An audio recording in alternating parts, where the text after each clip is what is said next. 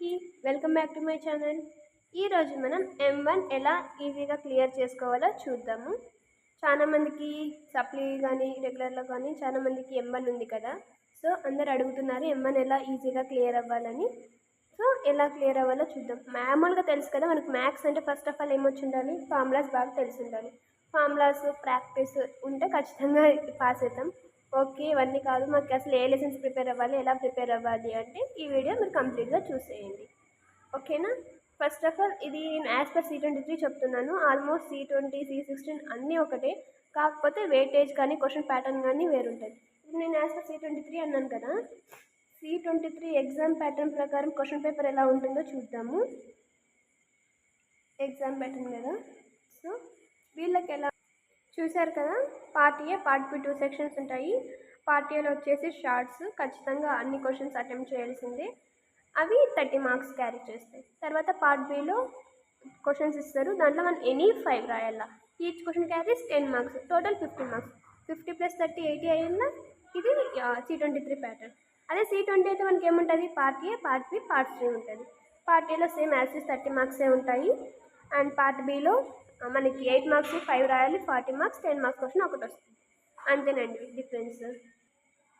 చూశారు కదా, ఇది C20 ఎగ్జామ్ ప్యాటర్న్, ఇది C23 ఎగ్జామ్ ప్యాటర్న్.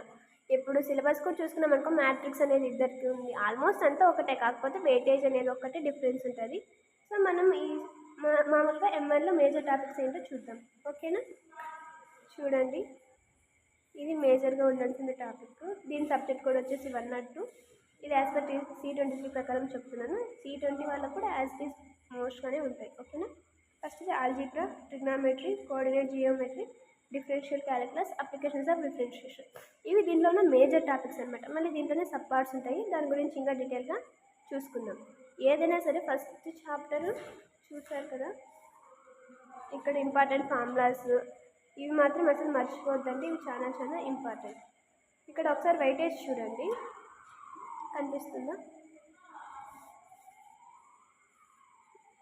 ఇక్కడ మీరు వెయిటేజ్ చూసినట్లయితే ఇక్కడ ఫస్ట్ ఆఫ్ ఆల్ ఫంక్షన్స్ ఉంది. ఫంక్షన్స్ నుంచి 3 మార్క్స్ వస్తాయి. ఆ 3 మార్క్స్ ఫంక్షన్స్ నుంచి 3 మార్క్స్, పార్షియల్ ఫ్రాక్షన్ నుంచి 3 మార్క్స్, మ్యాట్రిక్స్ అండ్ డిటర్మినెంట్స్ ఇది చాలా చాలా ఇంపార్టెంట్ అండి, ఈజీగా తెచ్చుకోవచ్చు. ఎస్ఎస్ కూడా ఏమి ఉండవు, Cramer's rule, matrix inverse method, తర్వాత మనం ప్రూవ్ చేయాల్సి ఉంటుంది డిటర్మినెంట్ బేస్ మీద, ఆ ఒక్కటి ఉంటాయి. అండ్ దెన్ మీరు ఇప్పుడు ఫస్ట్ ఇది ఆల్జీబ్రా పార్ట్ కదా, ఆల్జీబ్రా పార్ట్ చేస్తే మనకి ఎంత చూసారు కదా, ఈ 3 ప్రిపేర్ అయిన మనకి ఎంత మార్క్స్ వస్తాయి, 22 మార్క్స్ అనేది వస్తాయి ఈ చాప్టర్ నుంచి. ఓకే, 22 వచ్చాయి మనకి. ఓకే, 11 ఒక 30 చూసుకున్నా మనకి ఈజీగా.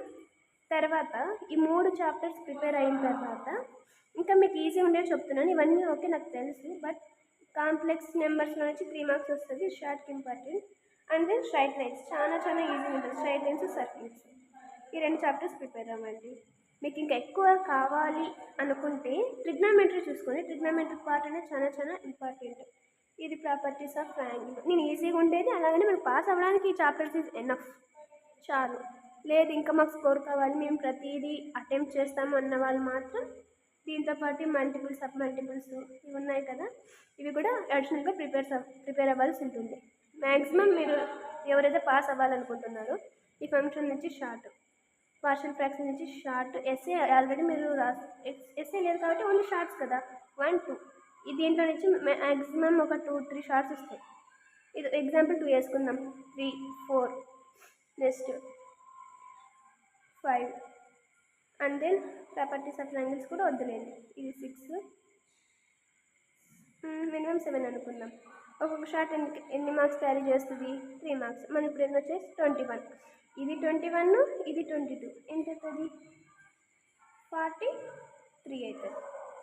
ఎన్ని మార్క్స్ అయినాయి, 43 మార్క్స్. 43 మార్క్స్కి మనం ప్రిపేర్ అవుతే ఓకేనా? ఎన్ని చెప్పండి, ఇక్కడ ఉంది కదా, పైనేమో 22 21 43 మార్క్స్ వస్తాయి. ఈజీగా పాస్ అయిపోవచ్చా 43 మార్క్స్.